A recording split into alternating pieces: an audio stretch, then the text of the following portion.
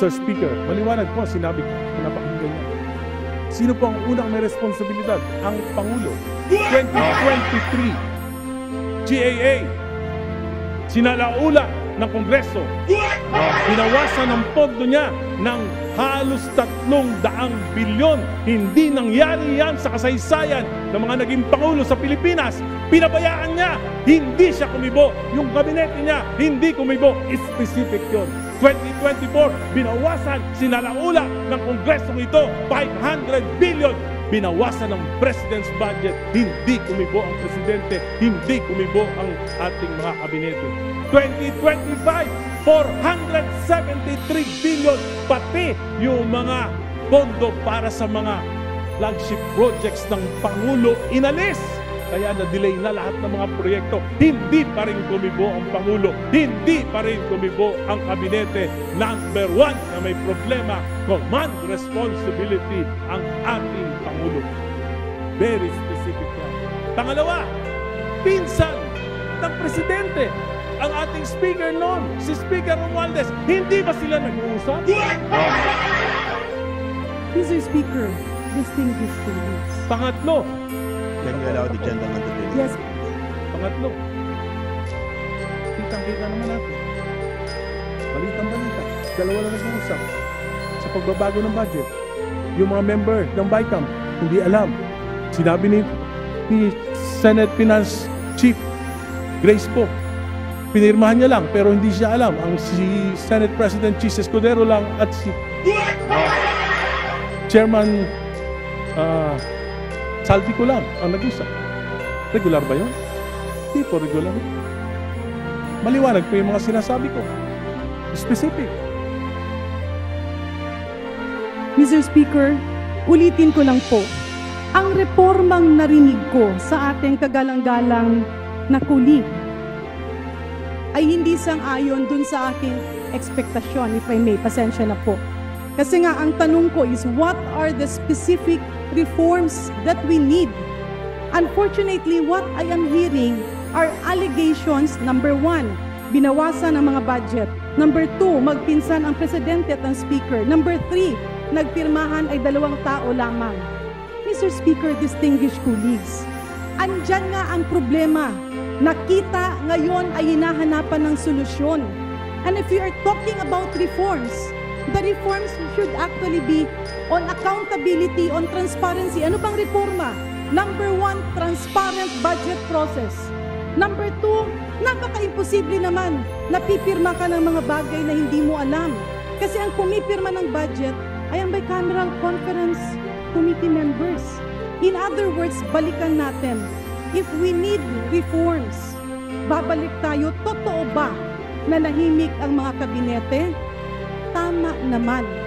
Natuldukan ito, hanapan ng solusyon, and push for genuine reforms.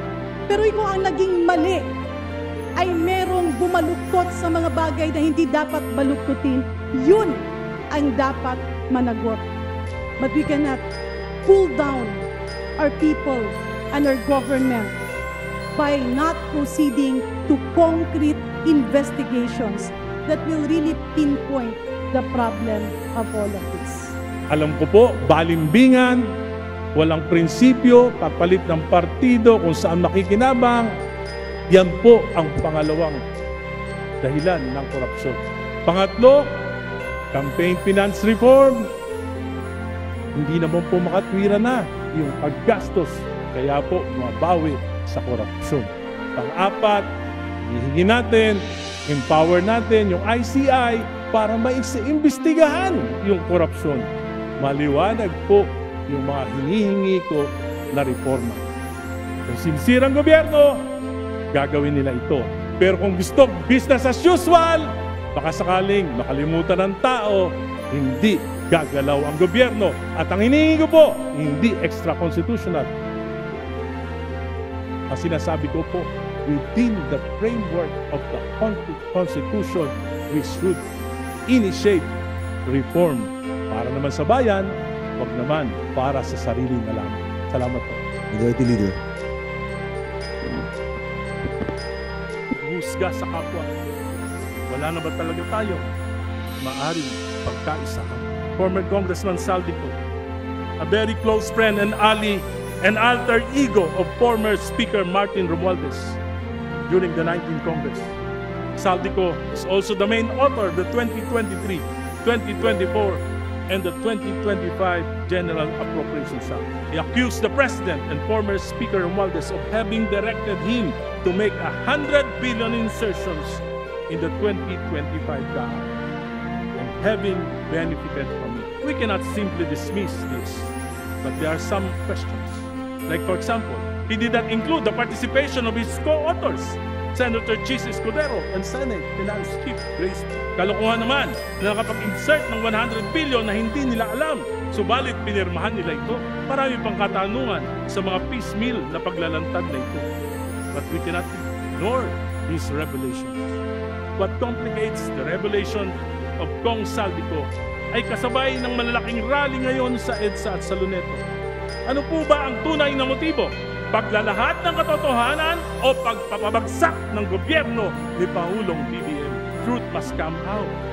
But the motive should not be extra-constitutional manipulation to remove a sitting president and go beyond constitutional limitations. Saldico, you are a direct participant in these budget manipulations. In fact, I find it hard to believe that you have not benefited from it.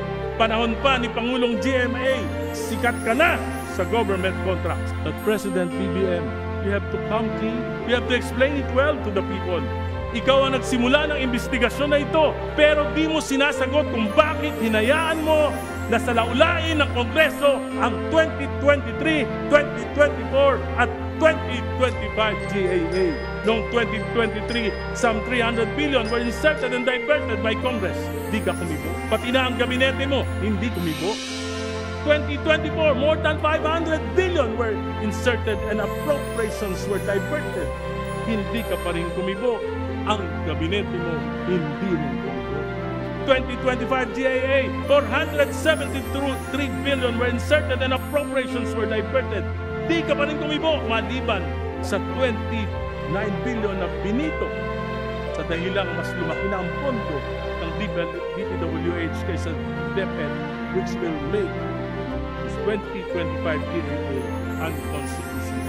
Not knowing that hundreds of billions in your budget proposal year after year for 3 years is unimaginable.